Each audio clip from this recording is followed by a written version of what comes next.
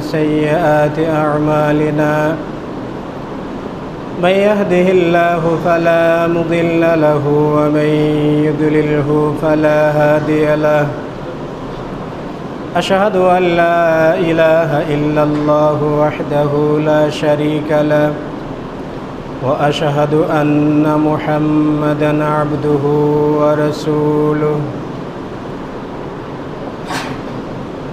أرسله بالحق بشيرا ونذيرا وداعيا إلى الله بإذنه وسراجا منيرا فقد قال الله تعالى في كلامه المجيد وفرقانه الحميد أعوذ بالله من الشيطان الرجيم يرفع الله الذين آمنوا والذين أوتوا العلم درجات والله بما تعملون خبير قال النبي صلى الله عليه وسلم من سلك طريقا يلتمس فيه علما سهل الله له طريقا إلى الجنة আজকের জুমায় উপস্থিত সম্মানিত মুসলিয়ান ইকরাম, যাবতীয় প্রশংসা, যাবতীয় তারিফ আল্লাহ রাব্বুল আলামিনের জন্য, যিনি আমাদেরকে আজকের এই জুমায় উপস্থিত হওয়ার সুযোগ দিয়েছেন। তারই দরবারে সিজদায়ে শুকর সকলেই পড়ি আলহামদুলিল্লাহ। অতঃপর নবী মুহাম্মদুর রাসূলুল্লাহ সাল্লাল্লাহু আলাইহি ওয়াসাল্লামের উপর বর্ষিত হোক দরুদ ও সালাম সাল্লাল্লাহু আলাইহি ওয়াসাল্লাম। প্রিয় উপস্থিতি, আজকের আলোচনার বিষয় হলো দ্বীনি শিক্ষা ও আধুনিক শিক্ষা কি পরস্পর বিরোধী? আজকের দিনে আমরা হয়তোবা কোর্ট কাছারিতে হয়তোবা খুব যাই না, কিন্তু চাকরির ক্ষেত্রে সর্বক্ষেত্রেই একটা বৈষম্যতামূলক আচরণ করা হয় আলেম ওলামাদের সঙ্গে, এবং দ্বীনি শিক্ষাকে একটা অবজ্ঞার চোখে দেখা হয়। জানি না কি মনে করে এরকম করা হয় বা কি মনে করে এরকম আচরণ করা হয়, আল্লাহু আলাম। একসময় আমাদের ভারতবর্ষে দ্বীনি শিক্ষার গুরুত্ব ছিল ব্যাপক বেশি। আজকের সময়ে দ্বীনি শিক্ষার গুরুত্বটা তেমনি কম।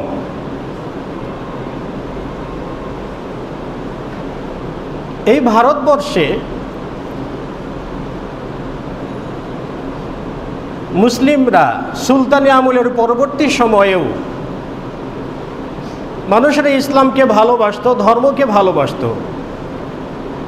তাছাড়া সুলতানি আমলের কতগুলো সম্রাট ছিলেন, যেমন ইখতিয়ার উদ্দিন বখতিয়ার আহমদ, এরপর প্রথম গিয়াসউদ্দিন, দ্বিতীয় গিয়াসউদ্দিন, এরকম আরও অনেক সুলতানদের নাম বলা যেতে পারে। তারা সকলেই ছিলেন ধর্মপরায়ণ এবং তারা ধর্মকে ভালোবাসতেন, ইসলামকে ভালোবাসতেন। ইসলাম শিক্ষা প্রসারের জন্য তারা অনেক রকমের পদক্ষেপ গ্রহণ করেছেন। তারই ছোঁয়ায় সুলতানি আমল অতিবাহিত হয়ে যাওয়ার পরেও যখন এই ভারতবর্ষে ব্রিটিশরা আধিপত্য বিস্তার করে, সেই সময়েও 1801 সালের ঘটনা, সেই সময় A.R. মল্লিক একজন ঐতিহাসিক, তিনি ইতিহাস বই লিখেছেন। সেখানে তিনি উল্লেখ করেছেন যে 1801 সালের ঘটনা, আমি সেখানে উপস্থিত ছিলাম। এই ভারতবর্ষে মানে বাংলায় কোনো বাচ্চার বয়স যখন 4 বছর 4 মাস 4 দিন হতো, তখন ওই বাচ্চার জন্য শিক্ষার সূচনা করা হতো। তাকে প্রথমেই কিছু শিক্ষা দিয়ে তাকে শিক্ষার উদ্বোধন করা হতো 4 বছর 4 মাস 4 দিন বয়সে। এবং এই অনুষ্ঠানটা আয়োজন করা হতো শুধুমাত্র একজন ওলামা দিয়ে, এবং তিনি প্রথমেই ওই বাচ্চাটাকে কোরআনুল কারিমের 1 থেকে 2 কি 3 আয়াত পাঠ করে দিবেন, এবং তখন থেকে তার শিক্ষার উদ্বোধন শুরু হবে। 4 বছর 4 মাস 4 দিন বয়সে বাচ্চার শিক্ষার কার্যক্রম শুরু হয় কোরআনুল কারিমের আয়াত দিয়ে। এই তো সেটা ব্রিটিশ সাম্রাজ্যেরই সময়। আমরা হয়তো বা বলতে পারি যে ব্রিটিশ এই ভারতবর্ষে এসেছে, বলা চলে প্রথম তারা গোড়াপত্তন করেছে 1659 খ্রিস্টাব্দে, আর এই ঘটনা তো 1801 খ্রিস্টাব্দে। এরপরে বাংলার মুসলিমদের মাঝে ইসলাম প্রীতি ছিল, কোরআন প্রীতি ছিল, কিন্তু যখন ব্রিটিশরা এই ভারতবর্ষে যখন আবির্ভাব ঘটে, তারা ক্রমান্বয়ে ইসলামকে দূরে ঠেলে দিয়ে ক্রমান্বয়ে তারা ইংরেজি শিক্ষার ব্যাপক প্রচলন শুরু করে দেয়। এবং এই একটা চক্রান্ত ছিল, এই একটা বুদ্ধি ছিল যে কি করে মুসলিমদের মাঝ থেকে ধর্মীয় শিক্ষাকে দূরে সরে দেওয়া যায়, কি করে মুসলিমদেরকে ধর্ম থেকে আলাদা করা যায়। এই চক্রান্ত মাথায় নিয়ে তাদের ইস্ট ইন্ডিয়া কোম্পানি নামক কোম্পানি এই ভারতবর্ষে তারা আসে, মূলত তারা ব্রিটিশ। তো এই যে তাদের যে একটা চক্রান্ত, এই চক্রান্তের ফেরো পড়ে সেই সময়ে মুসলিমদের মাঝে ইংরেজি শিক্ষার কোনো প্রচলন ছিলই না। সেই সময়ে হিন্দুরা এই ব্রিটিশদের দেওয়া ইংরেজি শিক্ষা গ্রহণ করত, আর ব্রিটিশদের চামচাগিরি করে তারা বড় বড় পদ দখল করে তারা জমিদারি ভাব দেখাতো। তো এই সবগুলো এসেছে আমাদের কল্যাণে, কারণ আমরা উদাসীন ছিলাম, আমাদের কারণে এগুলো এসেছে। তো যা হোক, এর ধারাবাহিকতায় মুসলিমদেরকে ইসলাম শিক্ষা দেওয়ার জন্য 1780 খ্রিস্টাব্দে কলকাতা মাদ্রাসা স্থাপন করা হয়। কিন্তু দুর্ভাগ্যজনক, কলকাতা মাদ্রাসা স্থাপিত হলো, কিন্তু সেখানে কোরআন এবং হাদিস নামক কোনো সিলেবাস থাকেনি। 1780 খ্রিস্টাব্দে মাদ্রাসার প্রতিষ্ঠা, 1791 খ্রিস্টাব্দে সিলেবাস হয়। সেখানে দর্শন, এরপরে ফিকহ ইত্যাদি যাবতীয় সাবজেক্ট সেখানে সংযুক্ত হয়, কিন্তু কোরআন সুন্নাহ বা কোরআন হাদিসের সংযোজন সেখানে ঘটেনি। এরপরে 1819 খ্রিস্টাব্দে এই মাদ্রাসা শিক্ষায় ইংরেজি সংযোজন করা হয়, কিন্তু কোরআন হাদিস চালু করা হয়নি। তো এইভাবে ক্রমান্বয়ে ব্রিটিশদের একটা মহা চক্রান্তে ইসলাম আজকে নিভু নিভু ভাব, কখন যে যায় আর কখন যে কি হয় আল্লাহু আলাম। কিন্তু আমরা তাদের চক্রান্তের পিছে পড়ে আমরা নিজেদের ধর্মকে, আমরা নিজেদের ধর্ম শিক্ষাকে ছোট করে দেখছি, আবার ব্রিটিশদের শিক্ষাকে বড় করে দেখছি। এখন যদি জন্মলগ্নর কথা বলেন, তাহলে হাদিসের জন্ম হয়েছে আল্লাহ রাসূল সাল্লাল্লাহু আলাইহি ওয়াসাল্লামের সময়। তাহলে দেখা যাচ্ছে কোরআন এবং হাদিস মানে দ্বীনি ইলমের জন্ম, দ্বীনি ইলম শিক্ষার যে একটা রেওয়াজটা, এই রেওয়াজটা চালু হয়েছে 1450 বছর আগে। এখন যেটা প্রাচীন সেটারই গুরুত্ব বেশি দিবেন, নাকি যেটা নবীন সেটারই গুরুত্ব বেশি দিবেন? আচ্ছা ঠিক আছে, হয়তো বা বলবেন যে আধুনিক যুক্ত, তো আধুনিক যেই দিকে মানে নিত্য নতুন যেই দিকে, আমরা সেই দিকে যেতে চাই। তো আল্লাহ রাসূল সাল্লাল্লাহু আলাইহি ওয়াসাল্লাম বলেছেন যে মাইয়ুরিদুল্লাহু বিহি খায়রান ইউফাক্কিহু ফিদ্দীন। আল্লাহ রাব্বুল আলামিন যে ব্যক্তিকে ভালোবাসেন, যাকে কল্যাণ দিতে চান, যার মঙ্গল চান, যাকে বেশি ভালোবাসেন, তাকে ধর্মের ব্যাপারে পণ্ডিত বানান, ধর্মের ব্যাপারে বিদ্বান বানান। তাহলে ধর্মের ব্যাপারে বিদ্বান হওয়াটা এটা আল্লাহ রাব্বুল আলামিনের একটা রহমত, আল্লাহ রাব্বুল আলামিনের একটা দয়া। অন্য জায়গায় আল্লাহ রাসূল সাল্লাল্লাহু আলাইহি ওয়াসাল্লাম বলছেন যে ইন্নাল্লাহা লা ইয়ানতাজিউল ইলমা ইনতিজাআন। আল্লাহ রাব্বুল আলামিন মানুষদের মধ্য থেকে তিনি বিদ্যাকে জোরপূর্বক উঠিয়ে নেন না, ওয়ালাকিন ইয়াকবিদুল ইলমা বিকবদিল উলামা। কিন্তু আল্লাহ রাব্বুল আলামিন বিদ্যাকে উঠিয়ে নেন বিদ্বানকে মৃত্যু দেওয়ার মাধ্যমে। তাহলে বিদ্বান উঠে যাবে, এরই মাধ্যমে বিদ্যা উঠে যাবে। এখন একটা জিজ্ঞাসা, আল্লাহ রাসূল অন্য জায়গাতে বলেছেন যে কেয়ামতের আগ মুহূর্ত মানে মিন ইশরাতিস সাআ, কেয়ামতের আলামতগুলোর মধ্য হতে একটি আলামত হচ্ছে অজ্ঞতা বৃদ্ধি পাওয়া, জিনা বেশি হয়ে যাওয়া, নারীদের প্রচলন বেশি হওয়া, কয়েকটি আলামতের কথা বলছেন। তাহলে কেয়ামতের আলামতের একটি আলামত বিদ্যা উঠে যাবে, মূর্খতা বেড়ে যাবে। আর আল্লাহ রাসূল বললেন যে আল্লাহ রাব্বুল আলামিন বিদ্বানদেরকে মৃত্যু দেওয়ার মাধ্যমে বিদ্যাকে উঠিয়ে নেন। তাহলে কিয়ামতের আলামত বিদ্যা উঠে যাবে, মানে বিদ্যা থাকবে না। কিন্তু এখন কি বিদ্যা উঠে যাচ্ছে না কমে যাচ্ছে না বেড়ে যাচ্ছে?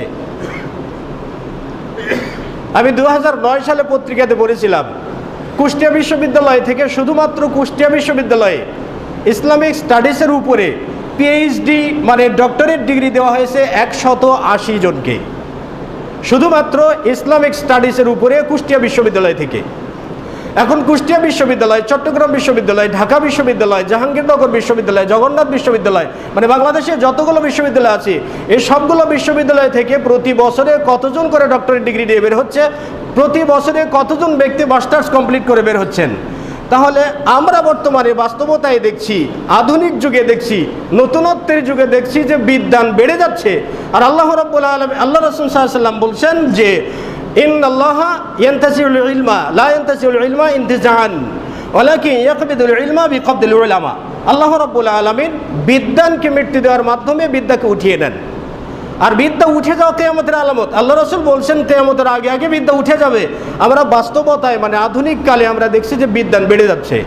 এখন আল্লাহ রাসূল সাল্লাল্লাহু আলাইহি ওয়াসাল্লাম কি বললেন আর আমরাই বা কি বুঝলাম? আমরা শিক্ষা বলতে কি বুঝি, আল্লাহ রাসূল কি বুঝিয়েছেন? আমরা হয়তো বা শিক্ষা দীক্ষা আমরা কয়েকটা ভাগে ভাগ করতে পারি। আমাদের দেশীয় শিক্ষাকে কয়েকটা ভাগে ভাগ করা যায়। একটা সাধারণত জেনারেল শিক্ষা, মানে আধুনিক শিক্ষা যেটাকে আমরা বলি বা অত্যাধুনিক শিক্ষা বলি, যেখানে কোরআন সুন্নাহর কোনো অস্তিত্ব নেই। দ্বিতীয় দরজার শিক্ষা হচ্ছে আলিয়া মাদ্রাসার শিক্ষা, যেখানে সামান্য কিছু কোরআন সুন্নাহর রেওয়াজ রয়েছে, তাও আবার সিলেবাস ভিত্তিক, সিলেবাসের ভিতরে আবার সাজেশনস, মানে হয়তো বা 180টি হাদিস হয়তো বা 9-10 2 বছরে পড়ানো হবে। 100টা হাদিস পড়বে এই 2 বছরে, পড়ার পরে পরীক্ষাতে আসবে মাত্র 8টি হাদিস, তার ভিতরে 4টির উত্তর দিতে হবে। এখন 5টি কি 4টির উত্তর দিতে গেলে 10টি পড়লেই যথেষ্ট হয়। তাহলে কোনো ছাত্র যদি বলে দয়া ধর্ম করে 5টি নকল করলাম আর 5টি পড়ে গেলাম, তাহলে সারা জীবনের পড়াশোনায় 5টি হাদিস সে জেনেছে।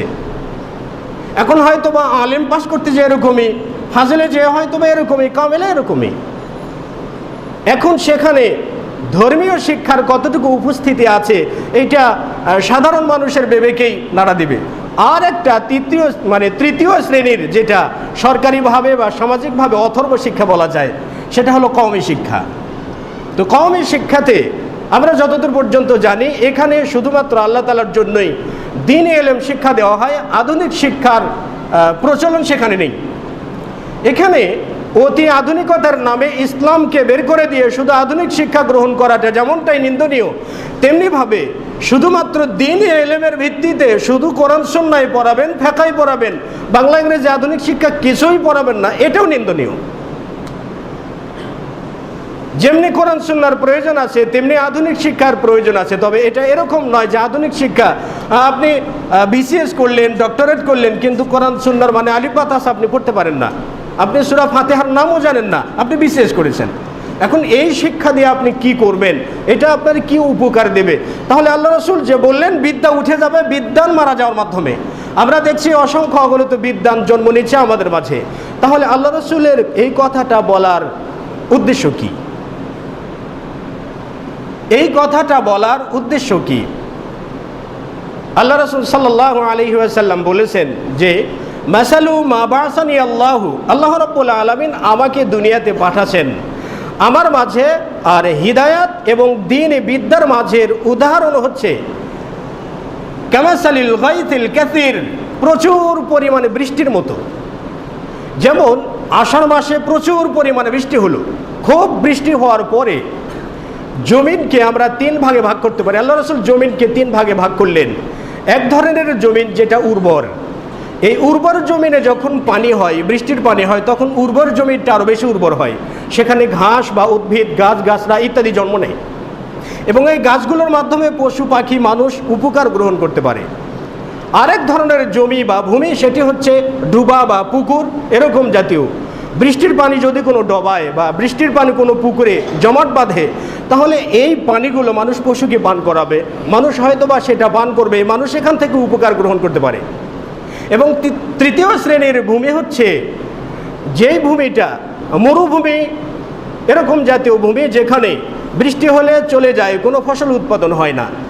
আল্লাহ রাসূল সাল্লাল্লাহু আলাইহি ওয়াসাল্লাম বলেন আমার মাঝে এবং হিদায়াত এবং বিদ্যার মাঝের উদাহরণটা হচ্ছে যে ব্যক্তি কোরআন সুন্নাহ জানলো এবং কোরআন সুন্নাহ মানলো এবং হিদায়াতের উপরে আসলো, তাহলে সে ব্যক্তি ওই যে উর্বর ভূমির মতো বিভিন্ন ধরনের উপকার সে গ্রহণ করতে পারল। আর যে ব্যক্তি কোনো দিনী বিদ্যা গ্রহণ করেনি বা হিদায়াতের উপরে আসেনি, ওই ব্যক্তির উপমা ওই মাটির ন্যায়, যে মাটিতে বৃষ্টি হয়, পানি থাকে না এবং কোনো ধরনের উদ্ভিদ জন্ম নেয় না, এরকম উদাহরণ। আল্লাহ রাসূল ব্যক্তিগুলোর উদাহরণ দিতে গিয়ে বললেন যে লাম ইয়ারফা রাসাহু আলাল হুদা, ওই ব্যক্তিরা হিদায়াতের উপরে কখনো মাথা উত্তোলন করে দেখেও না। হিদায়াতের উপরে, হিদায়াতের দ্বীনি ইলম বা দ্বীনি বিদ্যা নিয়ে কখনো চিন্তাই করে না, কখনো ভাবেই না। সব সময়ের জন্য এর নেগেটিভ চিন্তা, দিন সম্পর্কে, দ্বীনি ইলম সম্পর্কে নেগেটিভ চিন্তা চেতনা নিয়েই আমরা ব্যস্ত। যেমন আমাদের সমাজে কতগুলো বিষয় দেখা যায়, আমরা যেটা বলি আমরা সেটাকে জ্ঞান পাপী বলতে পারি।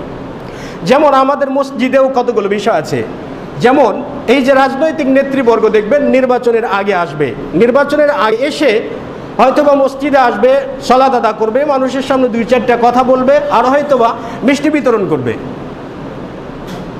আচ্ছা বলুন তো, যিনি চেয়ারম্যানের নির্বাচন করছেন তিনি কি জানেন যে মসজিদে মিষ্টি দিলে আমি পাশ করতে পারবো, জনগণ দোয়া করলে আমি পাশ করতে পারবো, তিনি কি জানেন? যদি জানতেন যে দোয়ার মাধ্যমে যদি চেয়ারম্যান হওয়া যায়, তাহলে চেয়ারম্যানে দাঁড়ানোর নিয়াতের 10 বছর আগে থেকে সে তাহাজ্জুদ পড়তো। কারণ তাহাজ্জুদ পড়লে সে চেয়ারম্যান হয়ে যাবে, কারণ সে নিশ্চিত জানে যে দোয়া করলে কোনোদিন চেয়ারম্যান হওয়া যায় না, আবার মানুষের কাছে দোয়া চাইলেও চেয়ারম্যান হওয়া যায় না, মিষ্টি খাওয়ালেও চেয়ারম্যান হওয়া যায় না, হুজুর দোয়া করলেও চেয়ারম্যান হওয়া যায় না। এ সবগুলো সে জানে, জানার পরেও অস্ত্রবাজ দিয়ে তার পিছনে ঘুরে আর সাধারণ জনগণের সমর্থন আদায় করবার জন্য মসজিদে মন্দিরে বিভিন্ন জায়গায় ঘোরাফেরা করছেন। এখানে একটা বিষয় আছে যে আল্লাহ রাসূল সাল্লাল্লাহু আলাইহি ওয়াসাল্লাম ইরাকের গভর্নরকে সাবধান করে দিয়ে বললেন, তুমি এমন একটা জায়গাতে যাচ্ছ, ইরাক ভূখণ্ড, এটা ফিতনার জায়গা, সেখানে যদি কোনো ব্যক্তি তোমাকে তার ঘোড়ার পিঠে সোয়ার হতেও বলে, তুমি ঘোড়ার পিঠে সোয়ার হবে না। এমনকি তোমার ঘোড়ার খাবারের জন্য কোনো ঘাস যদি উপহার দেয়, এই ঘাসটাও তুমি উপহার নেবে না কাজের আগে, কারণ এটা সুদ হবে। এখন কোনো ব্যক্তি যদি ভোট চাওয়ার আশায় এখানে এসে দোয়া চাই, দোয়াটাও সুদ, যদি কোনো মিষ্টি দেয় মিষ্টিটাও সুদ। এখন এইটাকে আমরা অনেকেই স্বাভাবিকভাবে নিচ্ছে, হ্যাঁ হুজুর দোয়া করলো না, ব্যাপারটা কি, হুজুর দোয়া করলো না, মিষ্টি দিলাম, দোয়া করলো না, হুজুর মিষ্টিও নিলেন না। আমরা জানি না কোন দিক থেকে আমরা ভুল পথে পতিত হচ্ছি। এখানে একটা বিষয়কে সামনে নিয়ে আসছি, সেটি হলো দ্বীনি ইলমের অভাবের কারণে ইসলামকেও বুঝি না, অইসলামকেও বুঝি না, ইসলামের শত্রু কি তাও নির্ণয় করতে পারি না। তো বিদ্যা উঠে যাবে, বিদ্যানকে মৃত্যু দেওয়ার মাধ্যমে আমাদের সমাজে বিদ্যান বেড়ে যাচ্ছে, কিন্তু বিদ্যান বেড়ে গেলেও ওই ধরনের বিদ্যান খুঁজে পাওয়া যায় না যেই বিদ্যান দ্বারা আল্লাহ রাব্বুল আলামিন উদ্দেশ্য করেছেন। আল্লাহ রাব্বুল আলামিন বলেছেন, ওমা কানাল মুমিনুনা লিয়ানফিরু কাফাতান, মুমিনদের জন্য উচিত নয় যে একসঙ্গে বিদ্যা শিক্ষা করার জন্য বেরিয়ে যাওয়া। এরপর আল্লাহ রাব্বুল আলামিন বললেন, প্রত্যেকটা গোত্র থেকে, প্রত্যেকটা মহল্লা থেকে একজন করে ব্যক্তি কেন বের হচ্ছে না, যে তারা লিয়াতাফাক্কাহু ফিদ্দীন, তারা ধর্মের ব্যাপারে বিদ্বান হবে। প্রত্যেকটা মহল্লা থেকে, প্রত্যেকটা গ্রাম থেকে, প্রত্যেকটা অঞ্চল থেকে এক একজন করে কেন ধর্মের ব্যাপারে বিদ্বান হচ্ছে না, এই মর্মে আল্লাহ রাব্বুল আলামিন সতর্কবাণী দিলেন। এখন যদি সবার বিবেককে নাড়া দিয়ে একবার জিজ্ঞাসা করি যে লিয়াতাফাক্কাহু ফিদ্দীন, দিনের ব্যাপারে পণ্ডিত হওয়ার জন্য, দিনের ব্যাপারে বিদ্বান হওয়ার জন্য আমাদের বিদ্বানরা কি বাড়ছে? যদি মেধা বাড়ানোর জন্য কি বিদ্বান হওয়ার জন্য যদি বিদ্যায় মানুষ শিক্ষা করে থাকে, তাহলে তো চাকরির পিছনে এত টাকা ঘুষ দেওয়ার দরকার পড়ে না।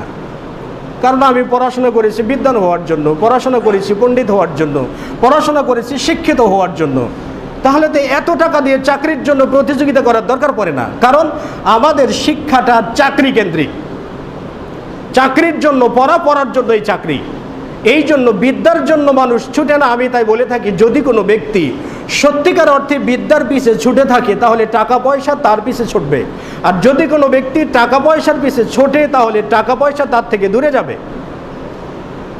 তা আল্লাহ রাসূল সাল্লাল্লাহু আলাইহি ওয়াসাল্লাম অন্য জায়গাতে বলেছেন যে মান সালাকা তারিকান ইয়ালতামিসু ফীহি ইলমান সাহালাল্লাহু বিহি তারিকান ইলাল জান্নাহ, যে ব্যক্তি আল্লাহর রাস্তায় চলবে বিদ্যা শিক্ষা করবার জন্য, আল্লাহ রাস্তায় চলবে বিদ্যা শিক্ষা করার জন্য, মানে দ্বীন ইলম শিক্ষা করার জন্য।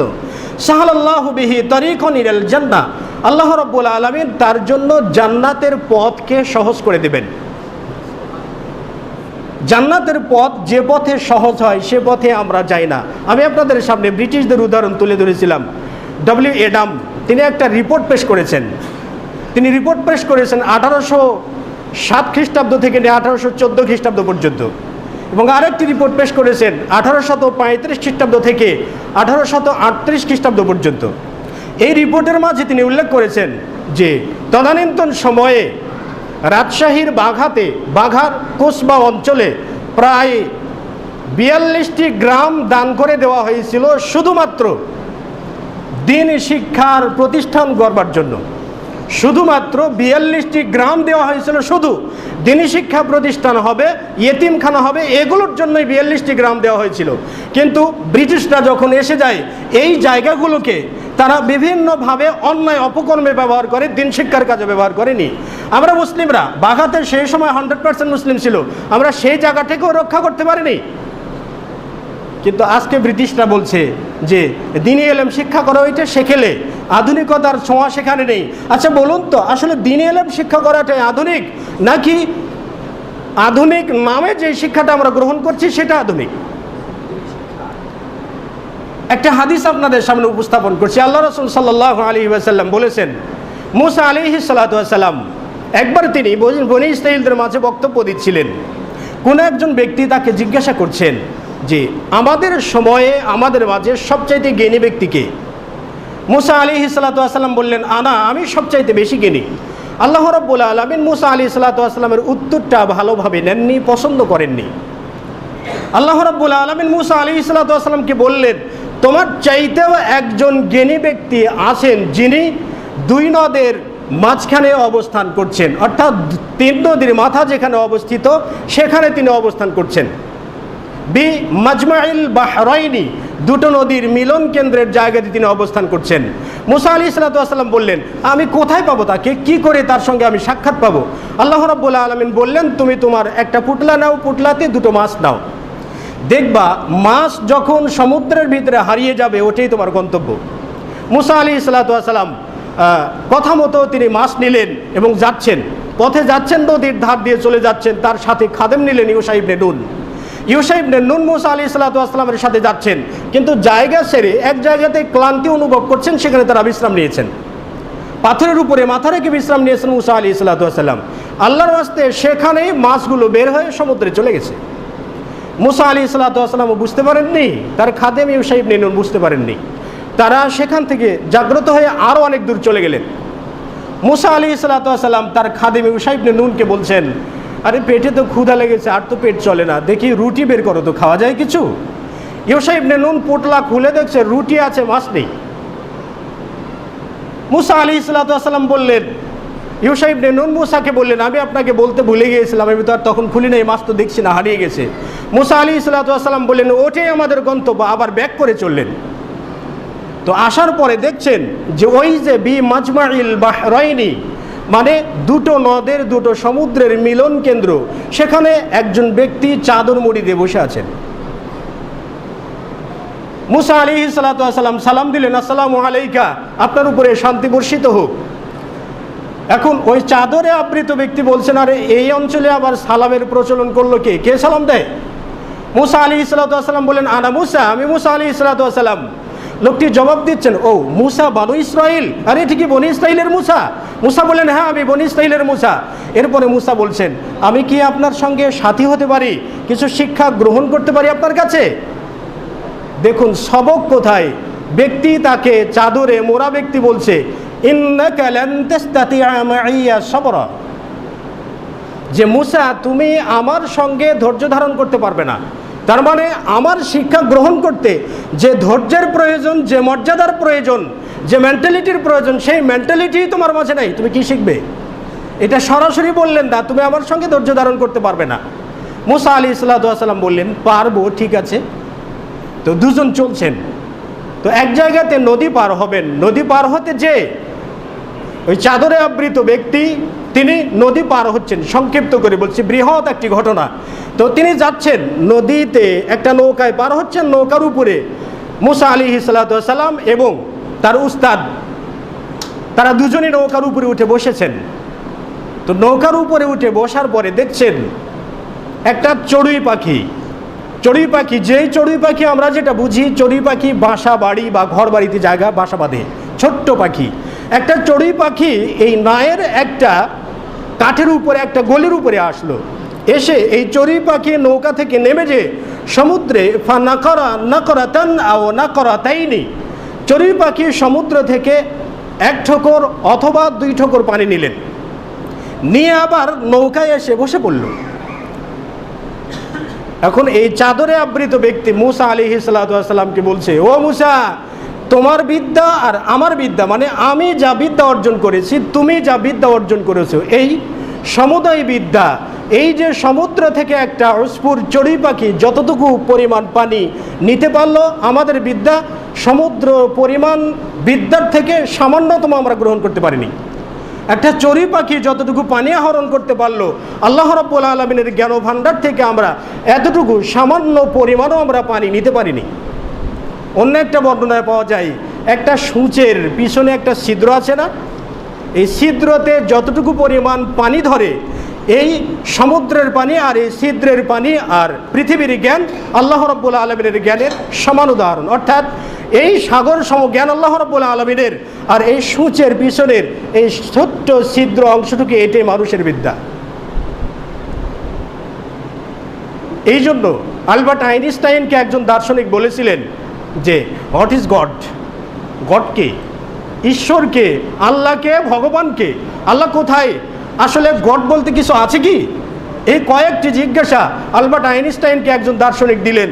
আলবার্ট আইনস্টাইন তার প্রশ্নের জবাবে উত্তর না দিয়ে তিনি বললেন যে আসলে ওই দার্শনিকের আল্লাহ সম্পর্কে জানার কোনো জ্ঞান আহরণ করা কি তার পক্ষে সম্ভব? আলবার্ট আইনস্টাইন শুধুমাত্র একটা লবণের উপরে বিশ্লেষণ করে দিয়ে তিনি বললেন যে আমরা যে লবণটা ভক্ষণ করি, এই লবণের মাঝে সোডিয়ামের যে অ্যাটম আছে, অ্যাটমের সংখ্যা 10⁻16, অর্থাৎ এই সংখ্যাটাকে ভাঙলে 10.15টি শূন্য বসালে যে সংখ্যা হয়, এতগুলো সংখ্যার অ্যাটম সংখ্যা রয়েছে একটা লবণের দানায়। আর লবণের দানার এক একটি অ্যাটম একটি করে তথ্য ধারণ করতে পারে। সেই হিসাবে একটি লবণের দানা 10.15টি শূন্য এই সমপরিমাণ তথ্য ধারণ করতে পারে। আলবার্ট আইনস্টাইন বিশ্লেষণ করে বললেন যে দার্শনিক বলছে একটা মানুষের মাথার ব্রেনের যে নিউরন কোষগুলো রয়েছে, এই নিউরন কোষের সংখ্যা 10⁻11, অর্থাৎ 10.10টি শূন্য। প্রত্যেকটা নিউরন কোষের সঙ্গে আরও 1000টি করে ডেনড্রাইটস রয়েছে, অর্থাৎ আরও 1000টি করে শাখা রয়েছে। তার মানে একটি নিউরন কোষ একটি তথ্য ধারণ করতে পারে, এর সাথে আরও 1000টি তথ্য শাখা হিসেবে ধারণ করতে পারে। তাহলে সেই হিসাবে যদি হিসাব করা হয়, তাহলে একটা মানুষের মাথার ব্রেনের ব্যাসার্ধ, মাথার ব্রেনের ধারণ ক্ষমতা 10⁻13, অর্থাৎ 10.13টি শূন্য বসালে যে সংখ্যা হয়, এতটুকু তথ্য একটা ব্রেন ধারণ করতে পারে। আলবার্ট আইনস্টাইন বললেন, যেই জ্যোতিষী বললেন যে হোয়াট ইজ গড, স্রষ্টা কি, আল্লাহ কোথায় আছেন, আল্লাহ বলতে কিছু আছেন কি, ওই দার্শনিকের মাথার সাথে আরও 99টা মাথা যুক্ত করলে একটা লবণের দানার তথ্য ধারণ করার মতো ক্ষমতাবান হবে। এখন একটা লবণের দানার তথ্য যদি জানতে 100টি দার্শনিক লাগে, তাহলে হাজার হাজার লক্ষ লক্ষ কোটি কোটি দানা তো আমরা লবণ প্রতিনিয়ত খেয়ে ফেলি। এখন এই লবণ আমরা যারা খাচ্ছি তাদেরকে আল্লাহ তাআলা সৃষ্টি করেছেন, ওই স্রষ্টা সম্পর্কে জানার অধিকার কি কোনো মাখলুকের আছে? সম্ভব না। এখন আমি আপনাকে জিজ্ঞাসা করছি, আল্লাহ রাসূল বলে গেলেন যে একটা উস্ফুর চড়ুই পাখির ঠোঁটে যতটুকু পানি আসে ততটুকু বিদ্যাও মানুষ অর্জন করতে পারে না। তার মানে সমগ্র বিশ্ববাসীর বিদ্যা আল্লাহ রাব্বুল আলামিন বলেছেন, মা উতিতুম মিনাল ইলমি ইল্লা কলিলা, আমি তোমাদেরকে সামান্যতম বিদ্যা দিয়েছি। আমরা তো ডিগ্রির পিছনে ছুটছি, বিদ্যার পিছনে ছুটছি না। যদি আমরা বিদ্যার পিছনে ছুটতাম না, তাহলে ইসলাম কি, ইসলাম কোথায় আমরা বুঝতে পারতাম। কিন্তু আমরা সেটা বুঝি না, যার কারণে আমরা কোরআন সুন্নাহ থেকে বিমুখ হয়ে আছি, ইসলাম থেকে আমরা বিমুখ হয়েছি আর ইসলামের সমালোচক। এখন আমি আপনাদেরকে বলি শিক্ষা কাকে বলে। এই শিক্ষা মর্মে বিভিন্ন দার্শনিকগণ কি বলেছেন। সক্রেটিস, আপনারা অবশ্যই তার নাম শুনেছেন। সক্রেটিসের দর্শন অনুপাতে তিনি বলেছেন শিক্ষার উদ্দেশ্য হচ্ছে মিথ্যার ধ্বংস, সত্যের আবিষ্কার। এটা কি তিনি শিক্ষার উদ্দেশ্য বলে বিবেচিত করেছেন। এখন সত্যের আবিষ্কার, মিথ্যার ধ্বংস, যুগে যুগে ইসলামী সত্যের আবিষ্কার করেছে, মিথ্যাকে ধ্বংস করেছে। তাহলে সক্রেটিসের সংজ্ঞা অনুযায়ী শিক্ষার উদ্দেশ্য ইসলামকে মানা। এরিস্টটল বলেছেন শিক্ষার উদ্দেশ্য হচ্ছে ধর্মীয় শাসনের নিয়ম অনুযায়ী পবিত্র কাজ কর্মগুলোর মাধ্যমে সুখ অনুসন্ধান করাকে শিক্ষার উদ্দেশ্য বলে। ধর্মীয় অনুশাসনের নিয়ম অনুযায়ী পবিত্র কার্যকলাপগুলোর মাধ্যমে সুখ অর্জন করাকে শিক্ষা বলা হয়। তাহলে এরিস্টটলের সাধ্য অনুযায়ী ধর্মশিক্ষায় মূল শিক্ষা, আমি বলছি না, হয়তো বা আমি বললে বলবেন মৌলবী তো বলবেই, তো এরিস্টটলকে তো আর মৌলবী বলতে পারতেছেন না।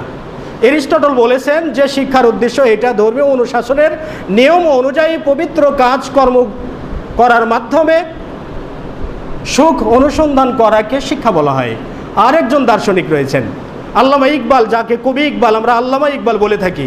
আল্লামা ইকবাল বলেছেন শিক্ষার মূল উদ্দেশ্য হচ্ছে একটা পূর্ণাঙ্গ মুসলিম হিসেবে গঠন করা।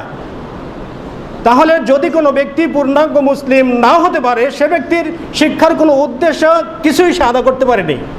এখন তাহলে আল্লামা ইকবালের উদ্দেশ্য, এরিস্টটলের উদ্দেশ্য, সক্রেটিসের উদ্দেশ্য, আলবার্ট আইনস্টাইনের উদ্দেশ্য শিক্ষার সংজ্ঞা, আর আমরা যে শিক্ষা অনুসন্ধান করছি সেটার সংজ্ঞা রাত আর দিন তফাৎ। এখন আপনি কি বলবেন আইনস্টাইনের চাইতে আপনি বেশি আধুনিক, সক্রেটিসের চাইতে আপনি বেশি কিছু জানেন, বলবেন কি? আল্লামা ইকবাল সেকালে ছিলেন, কিছু বুঝেননি এমন কি বলবেন? বলতে পারবেন না, কারণ আপনাদের দার্শনিক দিয়ে বলছি। এখন দার্শনিকদের কথা অনুযায়ী, কোরআন সুন্নাহ অনুযায়ী ইসলামী সর্বাধিক বিজ্ঞানসম্মত শিক্ষা, ইসলামী সবচাইতে বেশি আধুনিক শিক্ষা। তো আল্লাহ রাসূল সাল্লাল্লাহু আলাইহি ওয়াসাল্লাম বলেছেন যে ইযা মাতাল ইনসানু ইনকাতা আনহু আমালুহু, মানে বাস্তবতায় তো আমরা বিশ্বাস করি। আল্লাহ রাসূল বলছেন মানুষ যখন মারা যায় তখন সকল আমল তার বিনষ্ট হয়ে যায়, মানে বন্ধ হয়ে যায়। ইল্লা মিন সালাসাতিন, তিনটি আমল ব্যতীত। ইল্লা মিন সাদাকাতিন জারিয়াতিন, প্রথম সাদকায়ে জারিয়া। সাদকায়ে জারিয়া অর্থাৎ মসজিদ, মাদ্রাসা, সরাইখানা ইত্যাদি আল্লাহর জন্য করে যাওয়া, এটা সাদকায়ে জারিয়া হতে পারে। আও ইলমিন ইউনতাফাউ বিহি, অথবা এমন উপকারী বিদ্যা যেই বিদ্যার দ্বারা মানুষ উপকৃত হতে পারে। এইটা মানুষ মৃত্যুর পরে রেখে গেলে থাকবে। অর্থাৎ একজন আলেম তৈরি গেলেন, সে আলেম আবার 100টি আলেম তৈরি করে যাচ্ছে, 100 জন আলেম আবার 1000 জন আলেমকে তৈরি করে যাচ্ছে। অথবা একটা ইসলামী বৃহৎ পাঠাগার তৈরি করে গেলেন, যেখানে শত শত বছর যাবৎ মানুষ ইসলামী বই পুস্তকগুলো পড়বে, স্রষ্টাকে জানবে, ধর্মকে জানবে। যতদিন পাঠাগার থাকবে ততদিন আপনি সওয়াব পাবেন। আও ওয়ালাদিন সালিহিন, অথবা একটা নেক সন্তান। ইয়াদউ লাহু, নেক সন্তান কাকে বলে? আওয়ালাদিন সালিহিন ইয়াদউ লাহু, অথবা নেক সন্তান যেই সন্তান তার জন্য, মানে পিতার জন্য দোয়া করতে পারে। এই সন্তান যদি রেখে যায় তাহলে এই সন্তান আপনার মৃত্যুর পরেও থেকে যাবে। এই তিনটি আমল ছাড়া আর কোনো ধরনের আমল অবশিষ্ট থাকে না। এই হাদিসের উপর ভিত্তি করে বলা যায়, হাদিসটিকে ইমাম মহিউস সুন্নাহ রাহিমাহুল্লাহ তিনি মিশকাতুল মাসাবিতে এই হাদিসটিকে এলেম অধ্যায়ে বা বিদ্যা শিক্ষা গ্রহণ করার অধ্যায়ে নিয়ে এসেছেন। ইমাম বুখারী রাহিমাহুল্লাহ, ইমাম মুসলিম রাহিমাহুল্লাহ এই হাদিসটিকেই বিদ্যা শিক্ষা অধ্যায়ে নিয়ে এসেছেন। ইমাম তিরমিজি রাহিমাহুল্লাহ এই হাদিসটিকে বিদ্যা শিক্ষা অধ্যায়ে নিয়ে এসেছেন। হাফিজ ইবনে হাজার আসকালানী রাহিমাহুল্লাহ তিনি এই হাদিসটিকে বিদ্যা শিক্ষা করার অধ্যায়ে নিয়ে এসেছেন। বিদ্যা শিক্ষা করলে, দ্বীনি শিক্ষা অর্জন করলে এটা হতে পারে সাদকায়ে জারিয়া, এটাই হতে পারে উপকারী বিদ্যা, এবং এটাই হতে পারে আওয়ালাদিন সালিহিন, এটাই হতে পারে নেক সন্তান, যেই সন্তানটা তার জন্য দোয়া করবে। কিন্তু আমরা তো আর সেই দিকে যাব না। আমরা দেখব, আমরা মাদ্রাসায় পড়াই তো বা মাদ্রাসায় পড়ি, আমরা সাধারণত দেখে থাকি মাদ্রাসাতে 3 শ্রেণীর ছাত্রদেরকে দেওয়া হয়। কেউ মাইন্ড করবেন না। প্রথম শ্রেণীর ছাত্র আসে কতগুলো মেধাবী। এই মেধাবী ছাত্র আসার কারণ আছে, হয়তো বা পেটের ভিতরে মরে যাওয়া অবস্থা, অথবা প্রসবের সময় মরে যাওয়া অবস্থা, অথবা জন্ম হওয়ার পরে কিছুদিন পরে কি, বড় হওয়ার পরে কি, 7 বছর বয়স হলে ওর মরে যাওয়া অবস্থা। তখন তার বাপ মা বলেছে আল্লাহ আমার বাবাটা যদি বেঁচে থাকে তাহলে মাদ্রাসায় পড়াবো। এটা এক ধরনের ছেলেপেলে আসে আমাদের মাদ্রাসাতে, আমরা মাদ্রাসা শিক্ষাগুলোতে দেখি। আচ্ছা, 2 নাম্বার ছেলেপেলে আসে যেগুলো সবচাইতে বেশি সবচাইতে বেশি বখাটে, যেগুলোকে হাল মানানো যায় না, সেগুলোকে বলা হয় যা হিপসখানায় যা, একটু কয়েকদিন বাড়িটারি খেয়ে দাওয়াত খাওয়াটা শিখায়। এই 2 ধরনের। 3য় ধরনের হচ্ছে নাক কাটা, কান কাটা, বোকা, ব্রেনহীন, মেধাহীন, চোখ নাই, ঠ্যাং নেই, এগুলো। এই 3 শ্রেণীরগুলোকে আমরা মাদ্রাসায় দেব। যেগুলো বুদ্ধিমান, মেধাবী, এগুলোকে আমরা কোথায় দেব? ইঞ্জিনিয়ার দরকার, ডক্টরের দরকার, ডাক্তার দরকার, অনেক কিছুর দরকার। তার মানে ধর্মটা আপনার কাছে, ইসলাম শিক্ষাটা আপনার কাছে 4th সাবজেক্ট, অন্যান্য শিক্ষাটা আপনার কাছে প্রথম কম্পালসরি সাবজেক্ট। এখন আপনি যেটাকে আবশ্যকীয় করছেন বাস্তবতার নিরিখে, সেটাই কি 4th সাবজেক্ট। কারণ ঠিক আছে, আপনার সন্তানকে ডক্টরেট করালেন, BCS করালেন, সব কিছু করালেন, আপনার সন্তান মনে করেন বাংলাদেশের যাবতীয় পড়া শেষ করেছে, কিন্তু আপনি মারা গেছেন জানাজা করার জন্য, হুজুর আসেন একটু জানাজা করেন, বলে আপনি নামাজ পড়েন না, আপনার বাবা নামাজ পড়ে না, আমি জানাজা করতে পারবো না। হুজুর কি চান? টাকা চান, পয়সা চান, জমি চান, সব কিছু দেবো, জানাজাটা করেন। এখন হুজুর জানাজা করলে কি আর আপনি জান্নাতে যাবেন? হুজুর জানাজা করলে কি আপনার ফল হবে? দেখুন, এত টাকা পয়সা খরচ করে আপনি আপনার সন্তানকে পড়ালেন, অথচ ওই সন্তানের সারা জীবনের সিলেবাসে বাবার সঙ্গে কি আচরণ করতে হয় এমন কোনো সিলেবাসে নেই, তার এমন কোনো শিক্ষা, এমন কোনো টিচিং সারা জীবনে সে শিখেই নাই। আপনার সঙ্গে ভালো ব্যবহার কি করে করবে? আর আপনি তার জন্য লক্ষ লক্ষ টাকা ব্যয় করছেন, আর বলছেন যে না অনেক কিছু করলাম। দেখুন বাস্তবতায় দেখুন, আপনি তো শিক্ষা দিচ্ছেন, আপনার তো কিছু পাবার আশায়, তাই না? কিছু পাবার আশায় দিচ্ছেন, অথচ আপনি যেটাতে খরচ করছেন সেখানে পাবার কোনো আশাই নেই। তাহলে আমাদের ছোটাটা মরিচিকার মতোই, তাই না? আমাদের ছোটাটা মরিচিকার মতোই। ওই যে ইস্ট ইন্ডিয়া কোম্পানির চক্রান্ত করে আমরা যা করছি, এখন তো শিক্ষার প্রভাবে সাংস্কৃতিক উন্নয়ন ঘটে, শিক্ষার প্রভাবে সংস্কৃতির ধ্বংস হয়। তো আমরা যেমনিভাবে উল্টা দিকে শিক্ষা দীক্ষা নিচ্ছি, তেমনিভাবে আমাদের সংস্কৃতিটাও উল্টা দিকে চলছে, সংস্কৃতিটাও উল্টা দিকে চলছে। যেমন কালচার শব্দের জন্মদাতা যিনি, জন বেকন, তিনি বলেছেন যে culture is an attribute of the spirit of a man. তার দৃষ্টিতে কালচার বা সংস্কৃতি হচ্ছে একজন মানুষের মানসিক জাগ্রত চেতনাকে বোঝায়। তাহলে মানুষের মাঝে যে জাগ্রত চেতনা আছে, এই চেতনাকে সংস্কৃতি বলে। এখন আপনি যে শিক্ষা গ্রহণ করেছেন, সেই শিক্ষা অনুপাতে আপনার মাঝে যে জাগ্রত চিন্তা চেতনা আছে, মানে আপনি স্বাধীনতা চান, মৌলবাদদের ধ্বংস চান, কি নারীদের স্বাধীনতা চান, আপনি অনেক কিছু চান, এগুলো দিয়েই তো আপনার মন মগজটা সাজানো। আবার যদি আপনি ইসলামী শিক্ষা শিক্ষিত হন, তাহলে সেইভাবে আপনার সংস্কৃতিটা, ইসলামী সংস্কৃতিটা আপনার মাথায় বসে যাবে। তাহলে শিক্ষার প্রভাবে একটা সমাজ, আপনারা তো জানেন যে সংস্কৃতির কারণে সমাজ ধ্বংস হয়, সংস্কৃতির কারণে সমাজের উন্নতি ঘটে। তাহলে সংস্কৃতি খারাপ হয় শিক্ষার প্রভাবে।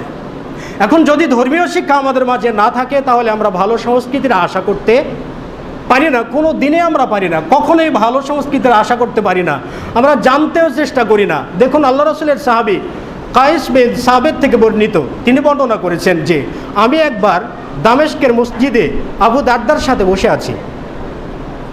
ফাদাখালা রাজুলুন, এক ব্যক্তি প্রবেশ করলো মসজিদে। প্রবেশ করে আবু দারদাকে বলছেন যে যেহেতু মিন মাদিনা, আমি মদিনা থেকে আপনার কাছে এসেছি। উদ্দেশ্য কি? উদ্দেশ্য একটা, সামিউতু আন্নাকা হাদ্দাসতা আন রাসূলিল্লাহি সাল্লাল্লাহু আলাইহি ওয়াসাল্লাম, আমি জেনেছি যে আপনি নাকি নবী সাল্লাল্লাহু আলাইহি ওয়াসাল্লাম থেকে হাদিস বর্ণনা করেন। ফামা জিতু লিহাজাতিন আখার, অন্য কোনো দরকারে আমি তোমার কাছে আসি নাই। আবু দারদাকে বলছে অন্য কোনো দরকারে আসি নাই, আমি জানি আপনি হাদিস জানেন, এই জন্য আমি আপনার কাছে এসেছি। দেখুন সুদূর মদিনা থেকে দামেস্ক কোথায়? তদানীন্তন সময়ে 1 মাসের পথ অতিক্রম করতে হয়। 1 মাসের পথ অতিক্রম করে আবু দারদার কাছে তিনি গেছেন। তিনি জানতে পেরেছেন যে আবু দারদার কাছে একটা হাদিস আছে, তিনি হাদিস জানেন। শুধুমাত্র এরই ভিত্তিতে তিনি একটা হাদিস শিক্ষা গ্রহণ করার জন্য চলে গেলেন দামেস্কে, 1 মাসের পথ অতিক্রম করে। আমরা কি তাই করব? আমরা তাই করব? হ্যাঁ, আমরা তো তা করবো না। মানে আমরা নিজে জানি না, কিন্তু জাননেওয়ালার ভান ধরে থাকি। এটা একটা সমস্যা আছে, জানি না কিছু, বুঝি না কিছু, কিন্তু ভাবে আমি অনেক জানি, ভাবে আমি একজন বিজ্ঞ পণ্ডিত, কিন্তু ফাঁকা, একেবারে শূন্য। জানি না, কাউকে যে জিজ্ঞাসা করব ওই জিজ্ঞাসাটাও করব না, হুজুরের মানে হুজুর যে আছে মসজিদের খতিব, মসজিদের ইমাম, তাকে পকেটে ভর্তি করার ব্যবস্থা করব। মানে হুজুরকে একটা কথা বললাম, হুজুর মানলেন না, দূর বিয়া, হুজুরকে রাখবোই না। হ্যাঁ, হুজুরকে রাখবোই না মানে হুজুরটা আপনার পকেটের টাকা নাকি? এই জন্য হুজুরকে দিয়ে যা ইচ্ছা তাই করে নেবেন, সম্মিলিত মোনাজাত করে নেবেন, কেউ নির্বাচনে দাঁড়ালে মিষ্টি নিয়ে এসে দোয়া করে যাবেন, দোয়া করে দেন। হ্যাঁ, অনেক কিছু আপনি করে নিতে চান, কারণ কি হুজুরকে দুর্বল ভাবেন, তাই না? এগুলো আসলে শিক্ষার অভাব। মানে আগে জানা উচিত যে একজন নির্বাচনে দাঁড়িয়েছেন, কি একজনের বাবা মারা গেছে, এখন মারা যাওয়া ব্যক্তির জন্য কিছু দিয়ে কি দোয়া চা জায়েজ আছে হুজুর? তাহলে বলা যেতে হয় আপনি ভদ্র একজন মানুষ, মুসলিম না বললেও তো মানুষ, ভদ্র মানুষ, যে আপনি আদব দিয়ে কথা বললেন। কিন্তু আপনি বললেন দোয়া করে দিতে হবে, এটা করে দিতে হবে, সেটা করে দিতে হবে, হুজুর আমার কথা শুনলো না। তো এই যে জানে না কিন্তু জানার ভান, হুজুরের চাইতে কম জানি, এই যে একটা বিষয়গুলো আছে। তো আবু দারদার কাছে ব্যক্তি এসে বলছেন যে সামিউতু আন্নাকা হাদাসতা আন রাসূলিল্লাহি সাল্লাল্লাহু আলাইহি ওয়াসাল্লাম, আমি জেনেছি যে আপনি আল্লাহ রাসূলের কাছ থেকে হাদিস শোনান, তাহলে এই হাদিসের জন্য এসেছে, অন্য কোনো দরকারে আসেনি। আবু দারদা সুন্দর একটা হাদিস তাকে শুনিয়ে দিলেন যে সামিউতু রাসূলুল্লাহি সাল্লাল্লাহু আলাইহি ওয়াসাল্লাম।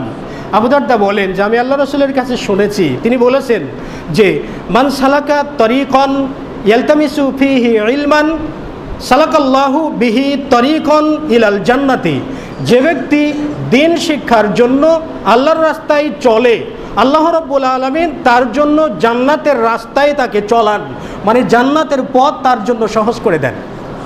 সুবহানাল্লাহ।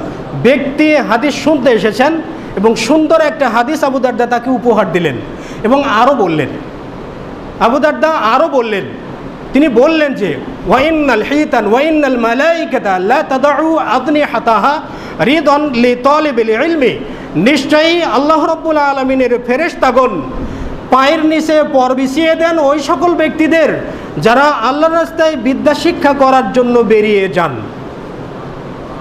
তাহলে আপনি একটা হাদিস শিক্ষার জন্য যাবেন, বাড়ি থেকে বের হবেন, আর আপনার মনে একটা চিন্তা থাকবে যে আমি অমুক আলেমকে জিজ্ঞাসা করব, একটা হাদিস জানবো তার কাছে। এই যে একটা নিয়াত করলেন, আলেমের কাছে যাওয়া আসায় আপনার পায়ের নিচে ফেরেশতারা পর বিছিয়ে দেবে। সুবহানাল্লাহ। আপনি পিছে যাবেন, আপনার সামনে সামনে ফেরেশতারা পর বিছাতে বিছাতে যাবে। এর চাইতে বড় পুরস্কার আবু দারদা কি আর দিতে পারবেন লোকটাকে? পারবেন না। শুধু এটাই বললেন, আরও বললেন ওয়াইন্নাল হিতা, নিশ্চয়ই মাছ, জলের মাছগুলো, এই মাছগুলো লা ইস্তাগফিরু, অবশ্যই ক্ষমা প্রার্থনা করে আলেমদের জন্য, তালেবুল ইলমদের জন্য। নদীর মাছ পর্যন্ত ক্ষমা প্রার্থনা করে অন্যান্য প্রাণীর সাথে। আবু দারদা আরও তাকে শিক্ষা দিলেন যে আল উলামা ওয়ারাসাতুল আম্বিয়া, যারা বিদ্যা শিক্ষা করেন, ধর্মীয় বিদ্যা শিক্ষা করেন, ওলামাগণ নাবিদের ওয়ারিস। ইন্নাহুম ইউয়াররিসু লিদীনিহিম, নিশ্চয়ই তারা নবীদের দিনের, নবীদের শিক্ষার তারা ওয়ারিস হয়েছেন, তারা উত্তরাধিকারী হয়েছেন। তার আগে আবু দারদা আরও বলে দিলেন যে ওয়াইন্নাল আলিমা ওয়াইন্না ফাদলাল আলিমি আলাল আবিদ কা ফাদলিল কমারি লাইলাতুল বদরি আলা সাইরিল কাওয়াকিব। আবু দারদা আরও বলে দিলেন একজন আলেমের শ্রেষ্ঠত্ব সকল ইবাদতকারী ব্যক্তির উপরে, যেমনিভাবে পূর্ণিমার রাত্রিতে চাঁদ প্রাধান্য বিস্তার করে সকল তারকারাজির উপরে, সকল তারকারাজির উপরে যেমনিভাবে চাঁদের আলোটা প্রাধান্য বিস্তার করে, তেমনি সকল ইবাদতকারী ব্যক্তির উপরে একজন আলেমের শ্রেষ্ঠত্বের বিস্তারটা তেমনি হয়ে থাকে। তাহলে ব্যক্তি যতটা পুরস্কার নিতে এসেছেন, আবু দারদা তার চাইতে বেশি পুরস্কার তাকে দিয়ে দিলেন, বেশি পুরস্কার তাকে দিয়ে দিলেন। তাহলে দ্বীন ইলম শিক্ষা গ্রহণ করা প্রত্যেকটা ব্যক্তিরই ঈমানি দায়িত্ব। দ্বীন ইলম শিক্ষা করা প্রথম পর্যায়ে দৈনন্দিন জীবনে যতটুকু আপনার প্রয়োজন, বলা চলে 7 বছর থেকে নিয়ে আপনি যৌবনকাল পর্যন্ত আপনি কি করবেন, মানে যৌবনকালে তো বিয়ে করবেন, তাই না? তো বিয়ে করবেন, এই সবগুলো বিষয় জানা আপনার জন্য ফরজ, প্রত্যেকটা ব্যক্তির জন্য ফরজ। এরপরে ধর্মের ব্যাপারে বিদ্বান হওয়া, পণ্ডিত হওয়া, বিজ্ঞ আলেম হওয়া, প্রত্যেকটা মহল্লা থেকে একজন বা প্রত্যেকটা গ্রাম থেকে একজন হতে পারেন। প্রত্যেকটা গ্রাম থেকে বা প্রত্যেকটা মহল্লা থেকে একজন করে বিদ্বান হলেও ওই গ্রামবাসী বা ওই মহল্লাবাসী দায়মুক্ত হতে পারেন। কিন্তু আপনার জীবনে চলার জন্য যে মাসলাগুলো প্রয়োজন, এই সবগুলো সম্পর্কে জানা প্রত্যেকটা ব্যক্তির জন্য ফরজ। জানি না বলেই তো বিয়ের সময় যৌতুকের দরকার, জানি না বলেই তো বিয়ের সময় যৌতুকের দরকার, জানি না বলেই তো মেয়ের বাবার থেকে একটা মাইক্রো, একটা মোটর সাইকেল, একটা ফ্রিজ, 3 তলা একটা বাসা আবদার করে বসবো, তাই না? তো আপনি বিয়ে করতে জানেন না। আবার এই যে কয়দিন আগেই ফোন করেছে একজন ব্যক্তি ফোন করে বলছেন যে আমি তো ভুলবশত আমার স্ত্রীকে রাগবশত একবার বলে ফেলেছি যে তালাক দিয়ে ফেললাম। তো আমাদের হুজুর তো বলে ফেলছেন যে ছি আপনার স্ত্রী তো তালাক হয়ে গেছে, এখন আপনার স্ত্রী তালাক হয়ে গেছে, এই স্ত্রীকে অন্য জায়গাতে বিয়ে দেওয়ার পরে তার থেকে ছাড়িয়ে নিয়ে আবার বিয়ে করতে হবে, তাহলে পাক হয়ে যাবে। দেখুন, জিনার মাধ্যমে নাকি মানুষ পাক হয়, এটা নতুন শুনলাম। তো বলতেছে আমি তালাক বলে ফেলেছি আর স্ত্রী তালাক হয়ে গেছে। তালাকের মাসলাই জানে না তো বিয়ে করতে গেছেন কেন? তালাকের মাসলাই জানেন না, কি বললে তালাক হয়, কখন তালাক হয়, তালাকের নিয়ম কি, বিবাহের নিয়ম কি আমরা জানি না, তো বিয়ে করতে যাচ্ছি কেন? মানে আপনি ড্রাইভারি করতে পারেন না, গাড়ি চালাতে পারেন না, মাইক্রো চালাতে পারেন না, তা আপনি যদি মাতব্বরি করে গাড়িতে বসে ড্রাইভিং করা শুরু করে দেন, তো গাড়ি হয়তো বা বিল্ডিংয়ের সাথে বাঁচবে, না হলে বড় গাড়ির নিচে পড়বে অথবা খাদে পড়ে যাবে।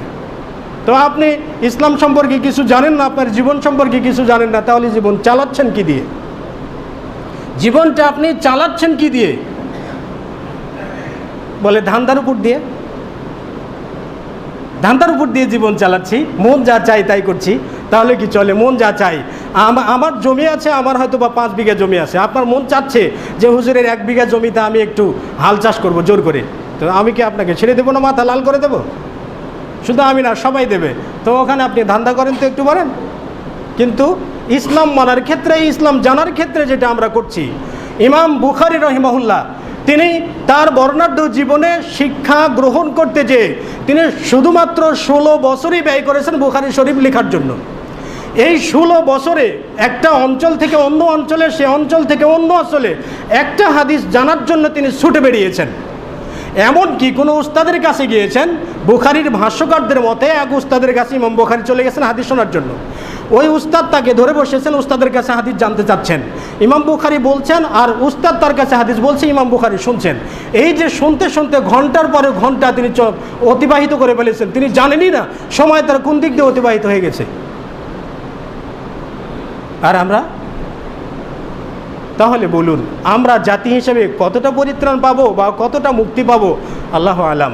ব্রিটিশদের চামচাগিরি আমরা কতদিন করব? আমি এটা বলছি না যে আধুনিক শিক্ষা আপনারা শিক্ষা গ্রহণ করবেন না, আমি আগেই বলেছি শুধুমাত্র ধর্মীয় শিক্ষাই শিক্ষা নয়, ধর্মীয় শিক্ষার সাথে, কারণ আপনি বাঁচতে গেলে আপনার অনেক কিছু প্রয়োজন। এখন বর্তমান সময়ে দেখা যায় দেওবন্দ থেকে কতগুলো মুক্তি আসেন, বুঝতে পেরেছেন?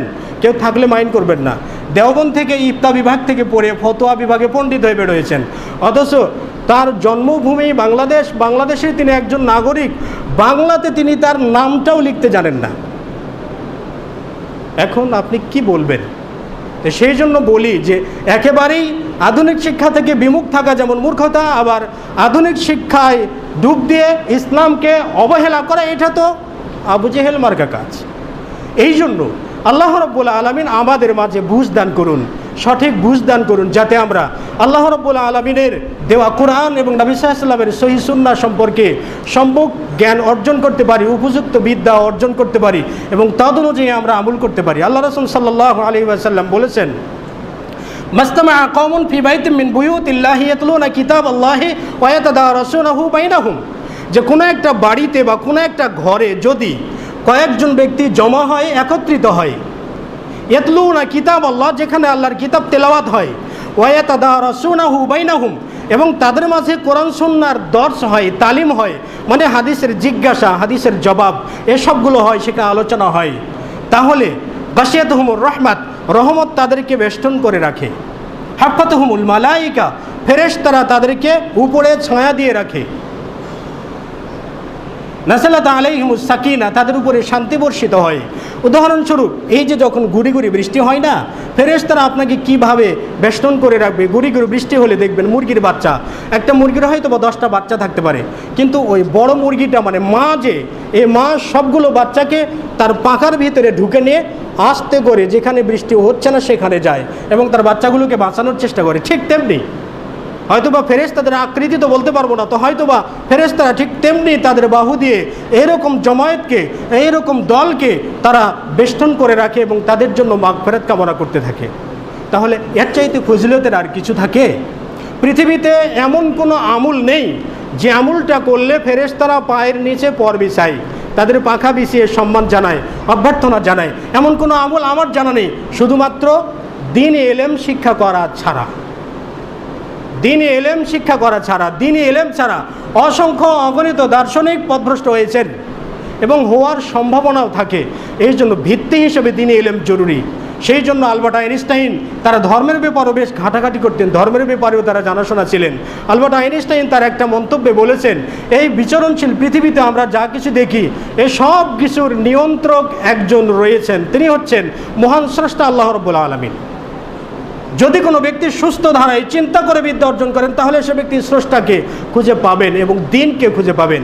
তাই আসুন সবার কাছে আমার একটা উদাত্ত আহ্বান, আপনারা সকলেই যারা হয়তো বা জানেন না, শিক্ষার তো আর বয়স নাই, সকলেই কোরআন সুন্নাহ জানুন এবং নিজেদের আমল সম্পর্কে সচেতন হন। কি আমল করছেন জেনে শুনে আমল করুন, বুঝে আমল করুন।